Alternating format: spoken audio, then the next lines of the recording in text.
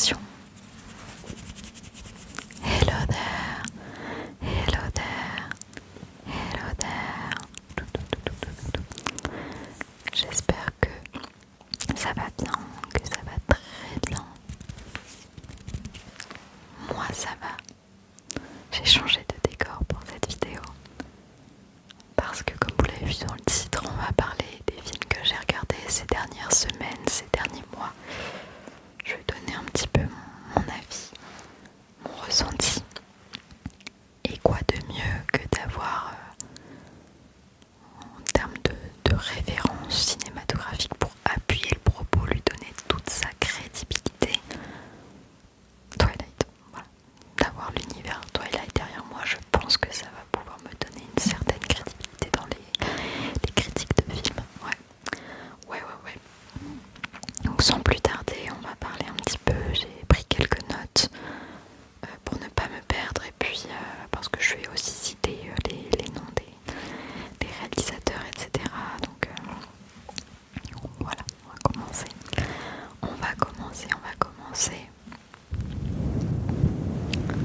Je précise quand même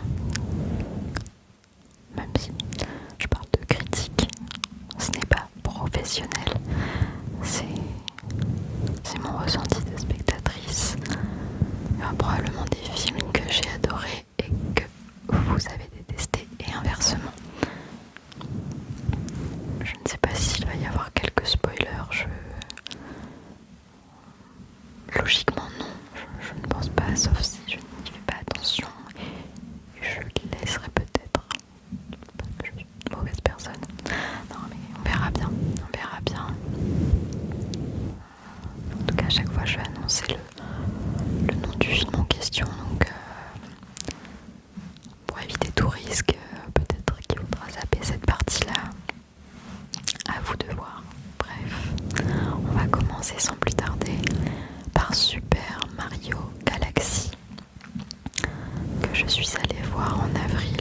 Donc c'est la suite de Super Mario Bros, le film qui était sorti en 2023 avec Aaron Horvath et Michael Jelenic à la réalisation. J'espère que j'ai bien prononcé. Donc cette fois-ci on a Mario et Luigi qui repartent pour de nouvelles aventures. C'est un format qui est plus cosmique forcément, puisqu'on est dans l'univers de Super Mario Galaxy, qui est un jeu que j'aime beaucoup. Donc j'avais quand même assez hâte de voir le film, de voir de nouveaux personnages arriver. Et donc oui, comment dire, j'avais beaucoup aimé le premier. Je l'avais trouvé extrêmement efficace dans ce qu'il proposait, c'était fun, coloré. Il y avait énormément de références au jeu, j'avais passé un très bon moment. Forcément j'étais assez curieuse et malheureusement je suis ressortie avec un avis assez mitigé. Je n'ai pas détesté le film, vraiment pas, mais je l'ai trouvé beaucoup moins accrocheur, je dirais, accrocheur que le premier. J'ai trouvé que ça traînait parfois un petit peu, que l'intrigue était moins bien définie. J'ai fait moins cette sensation de vouloir savoir ce qui allait se passer à chaque scène. Et puis il y a Yoshi, alors attention, je sais que pour énormément de personnes, voir Yoshi arriver dans le film, c'est probablement un événement hyper sympa, et moi-même j'attendais avec impatience quand même de voir sa petite frimousse parce que je l'aime beaucoup, mais je l'ai regardé arriver et je me suis dit oh ok, mais sans plus. J'espère que je vais pas me faire bannir d'une partie du fandom Mario, mais voilà, son arrivée ne m'a pas fait grand chose. Des bruits parasites, j'ai l'impression. Le film reste un divertissement. Voilà, ça reste un divertissement. J'ai passé quand même un bon moment. Il y a toujours les musiques, les références, l'univers de façon générale, tout ce qui fait que ça fonctionne auprès du public. Et d'ailleurs, le film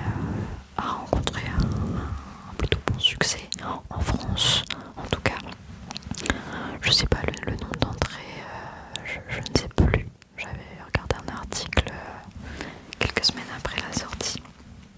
Mais je crois même qu'à l'international ça a bien fonctionné. Forcément on est sur un univers qui séduit petits et grands, film tout public. Donc ça reste très accessible. Il est sympa en tant que divertissement, mais voilà, c'est un sympa sans plus. Je suis restée sur ma faim. Et c'est un film que j'aurais pu voir autrement. Voilà, devant mon ordi à faire autre chose à côté. Mais oui, voilà. Pas très convaincue par cette suite. J'ai davantage aimé le premier. On va passer ensuite au Diable s'habille en Prada. Et là, disons que par rapport à Mario, c'est très différent parce que je suis pas vraiment allée le voir en me disant j'attends une suite absolument incroyable à la hauteur du premier, parce que pas du tout. Le premier, pour moi, c'était, ce sera toujours un classique. C'est le genre de film que je peux revoir de temps en temps avec toujours énormément de plaisir. Donc forcément quand j'ai appris qu'ils allaient faire une suite, déjà parce que des photos ont fuité, il y a eu aussi la présence de Meryl Streep et Anne Hathaway, on va plutôt les nommer comme en tant qu'actrice, et Simone Ashley également, qui avait fait des apparitions lors de la Fashion Week. Alors je ne sais plus dans quelle ville et à quel défilé, mais ils avaient fait des apparitions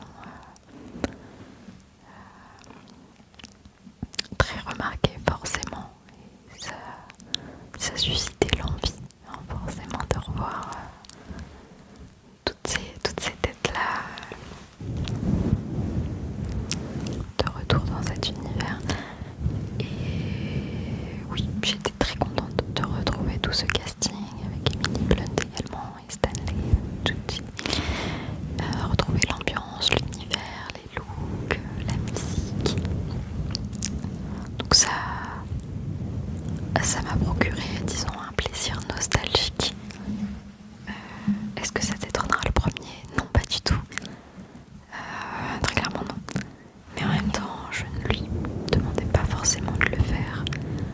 J'avais simplement envie de retrouver cet univers que j'aime beaucoup. Et j'ai passé un bon moment. Donc voilà, je dirais que c'est vraiment la suite que j'ai regardée avec plaisir, parce que j'étais contente de revoir tout ce petit monde et tout cet univers de façon générale. Et parfois, ça suffit. Parfois, c'est tout ce qu'on demande à un film, à une suite.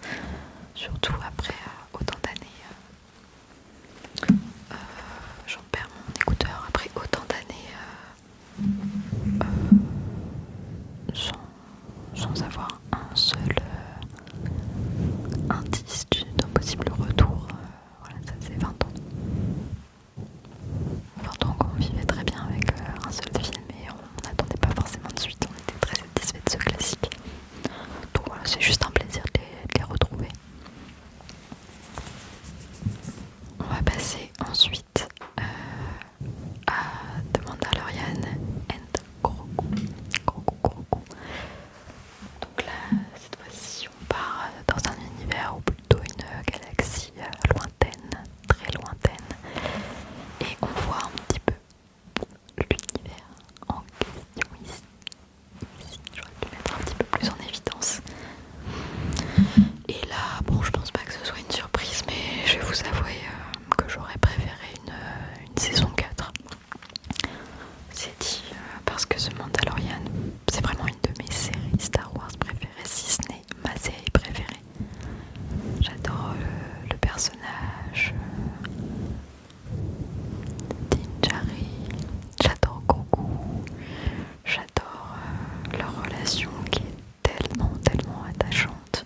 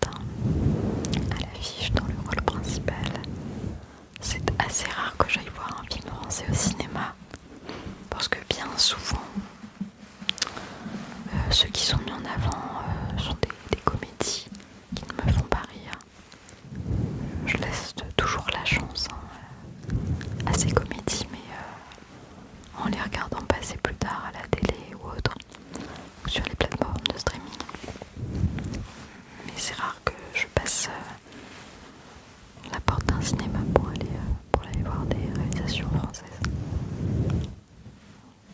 Je devrais peut-être le faire plus. Enfin. Mais celui-ci m'intéressait beaucoup parce que son sujet historique m'attirait. On s'attarde en fait sur Jean Luchère, qui est journaliste et figure de la collaboration, ainsi que sur sa fille Corinne, dans le contexte de l'occupation. Il dure plus de 3 heures. Alors c'est assez costaud. C'est assez costaud pour le coup. J'ai quand même pas trop vu le temps passer. J'ai eu quelques moments de creux parce qu'on n'est pas toujours sur de l'action, hein, forcément sur un film historique comme celui-ci. On a aussi des temps de scènes beaucoup plus calmes et qui permettent de débloquer d'autres intrigues et de développer tout simplement le personnage. En tout cas, je ne regrette pas d'être allée le voir au cinéma pour cette dimension historique. À noter que je savais évidemment que je regardais une fiction et pas un documentaire. Chaque scène n'est pas une transcription exacte de ce qui s'est réellement passé. Ceci dit, il y a eu beaucoup de recherches autour du film. Le réalisateur a travaillé avec plusieurs historiens spécialistes des personnages et du contexte historique. Et en ce sens, j'ai trouvé ça intéressant. Le film prend des libertés, hein, évidemment. Mais il donne envie d'en savoir davantage sur cette période et sur les personnages. Et c'est quelque chose que j'apprécie beaucoup au cinéma. Quand un film se termine et que tu te dis bon, maintenant ok, j'ai envie d'aller lire des choses sur ce sujet. Donc pour moi c'est plutôt bon signe. Quelques longueurs mais une bonne surprise. Donc, je suis contente d'être allée faire l'expérience au cinéma. Et voilà. Ensuite on va redescendre un petit peu. En termes d'appréciation, je vais parler des mignons. Des mignons et des monstres, des mignons et des monstres. Je ne sais pas vraiment de quoi vous dire concernant des mignons et des monstres, à part Papaya.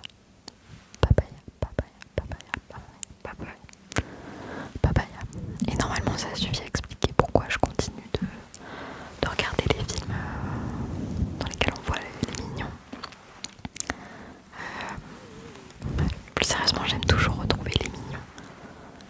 Ces petites créatures sont quand même attachantes et assez rigolotes. Mais je crois que mon rapport avec eux a un petit peu changé en regardant des mignons et des monstres. À l'époque des premiers mois moches et méchants, ils me faisaient vraiment beaucoup rire. Aujourd'hui, je les trouve toujours très mignons, très sympathiques. Il suffit qu'ils fassent 2-3 trucs complètement absurdes pour que j'esquisse un sourire, voire même que je ricane un petit peu. Mais voilà, j'ai apprécié le film sans plus.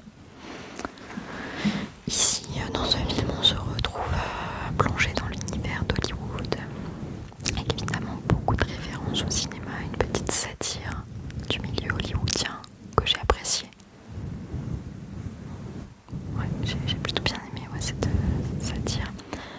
Les musiques sont toujours top. J'aime beaucoup les musiques choisies, que ce soit dans Moi j'ai méchant ou Les Mignons, c'est toujours extra. Les clins d'œil sympas. Et l'idée d'utiliser Hollywood comme terrain de jeu, ça fonctionne bien. Mais est-ce que c'était le film du siècle ?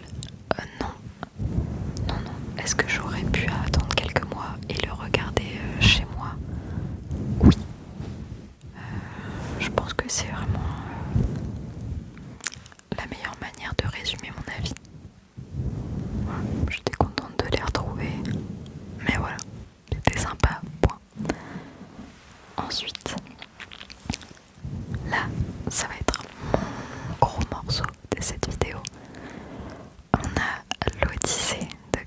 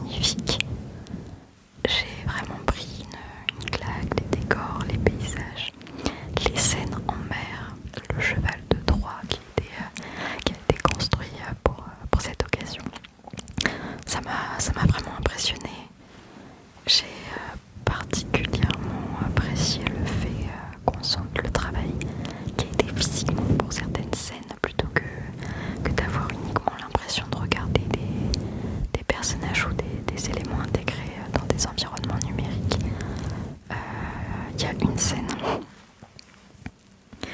en particulier qui me reste encore en tête, et pour celles et ceux qui auront vu le film, vous allez comprendre tout de suite, et je suis désolée de vous remémorer ça peut-être, mais c'est la scène avec Circé. C'est la scène qui m'a le plus perturbée. Alors je regardais l'écran, mais j'étais tentée de regarder ailleurs pendant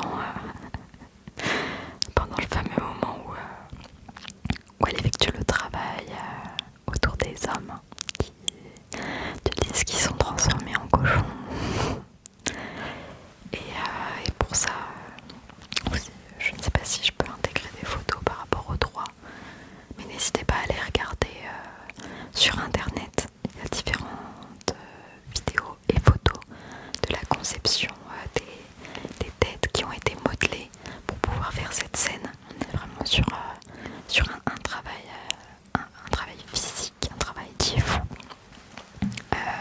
et qui est vraiment très bien fait, puisqu'on se sent très mal en regardant la scène, et je pense pas être la seule à avoir été perturbée par cette scène.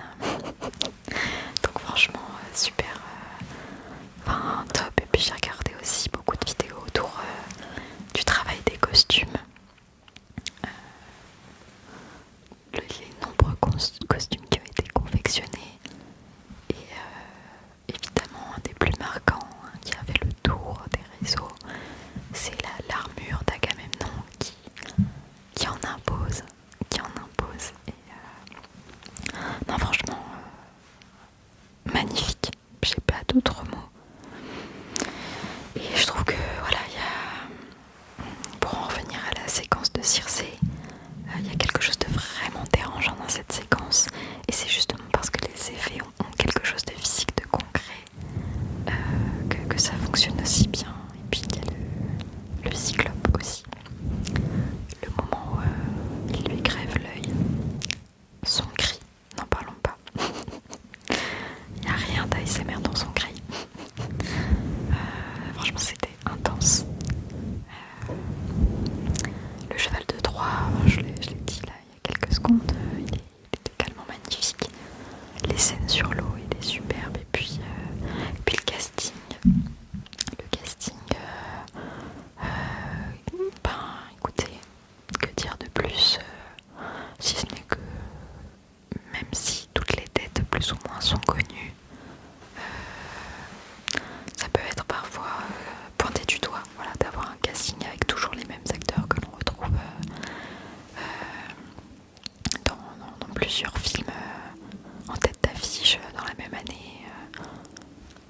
Pour le coup, moi j'ai vraiment beaucoup aimé Matt Damon en Ulysse, Tom Holland en Télémaque, et c'était assez drôle, et je vais en parler après parce que j'avais vu Spider-Man Brand New Day quelques jours avant. Donc j'ai eu Tom Holland et Zendaya et John Bernthal dans deux films complètement différents, quasiment à la suite. Forcément,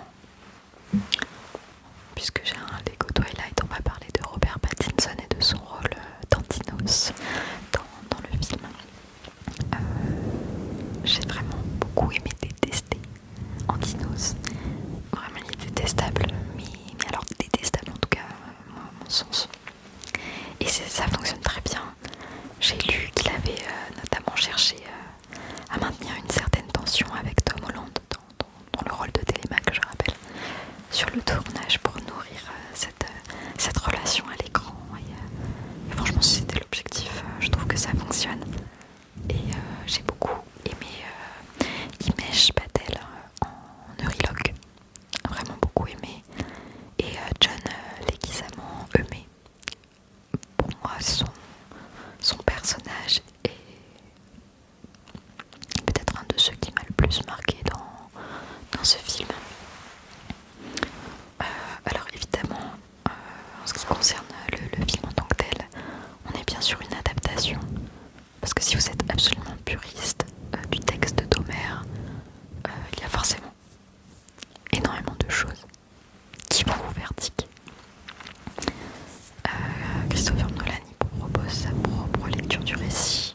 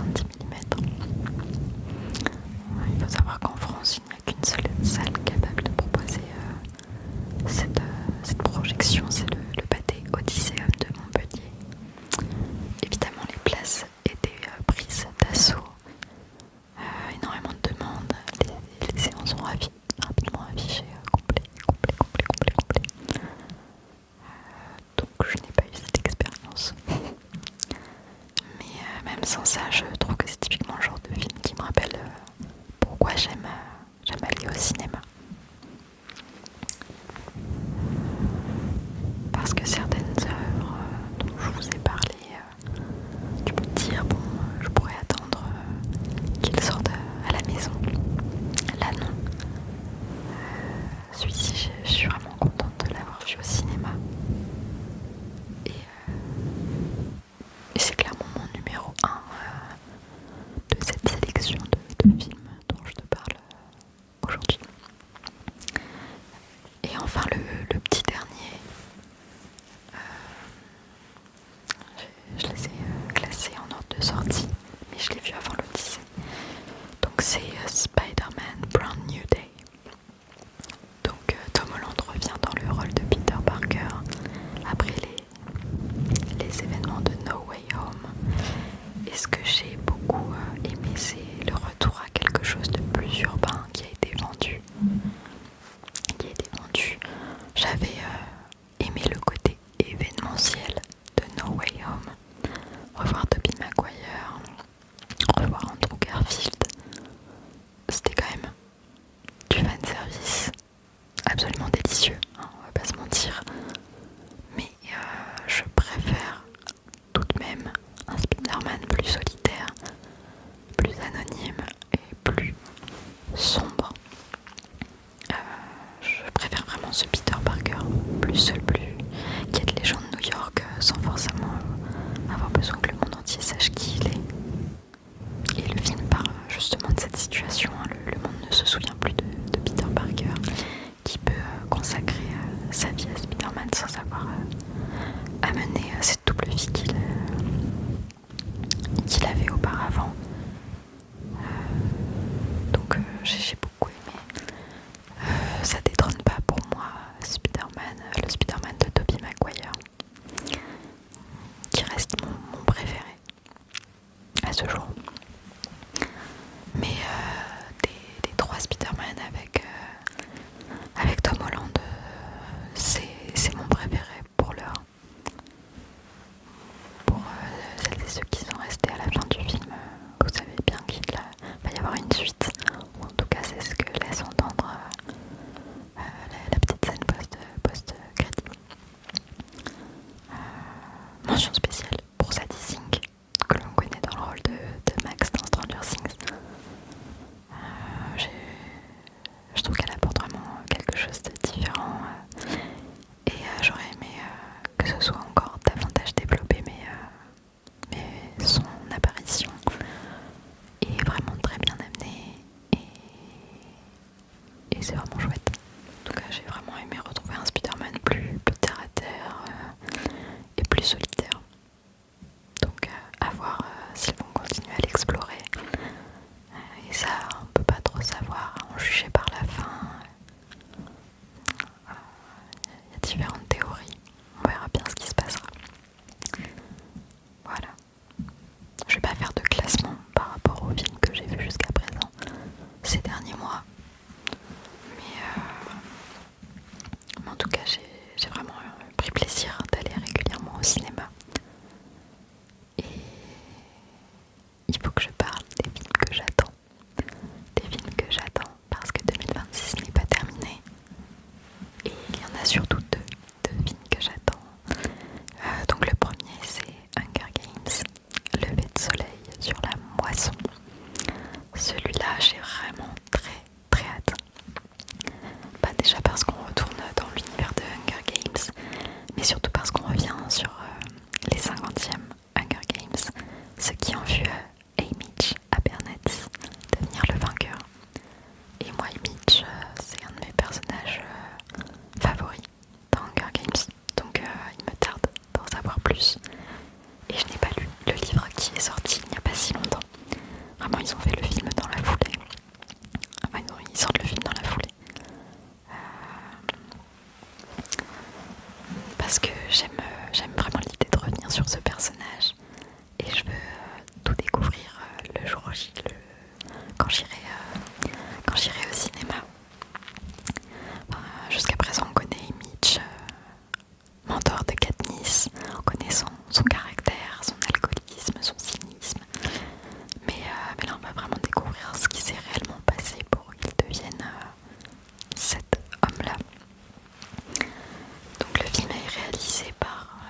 Francis Lawrence, qui avait déjà réalisé les 4 derniers films de la saga.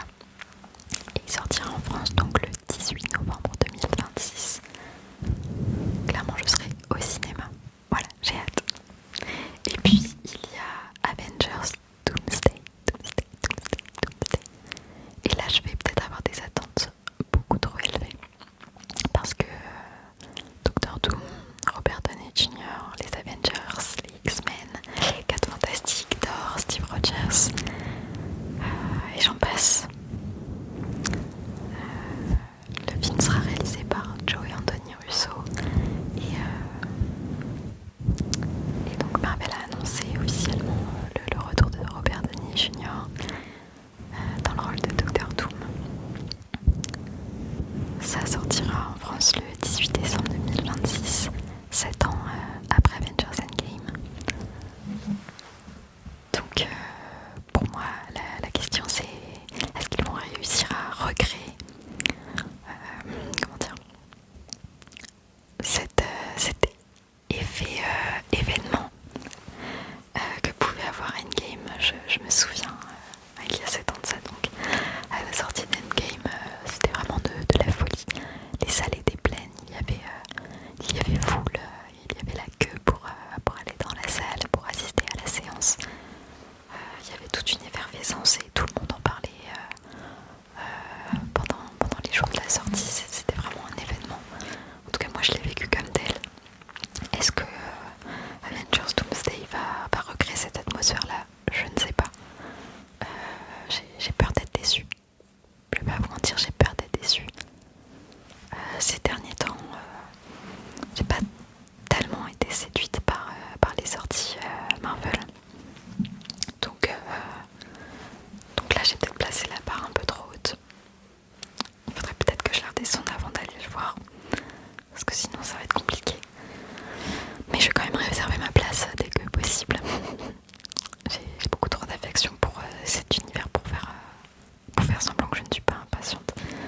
Donc on verra bien, mais je suis très excitée à l'idée de revoir une grande partie de cet univers-là.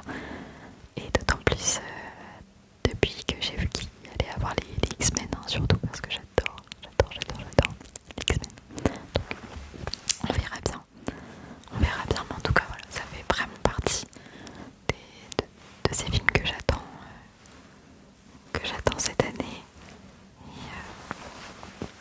Et je vous en ferai peut-être un retour une fois que je l'aurai visionné tout simplement. Donc voilà, c'était mon petit bilan cinéma. Voilà. À votre tour peut-être de me parler dans les commentaires des films que vous avez vus récemment, s'il y en a que vous avez adoré, que vous avez détesté, ceux que vous attendez le plus,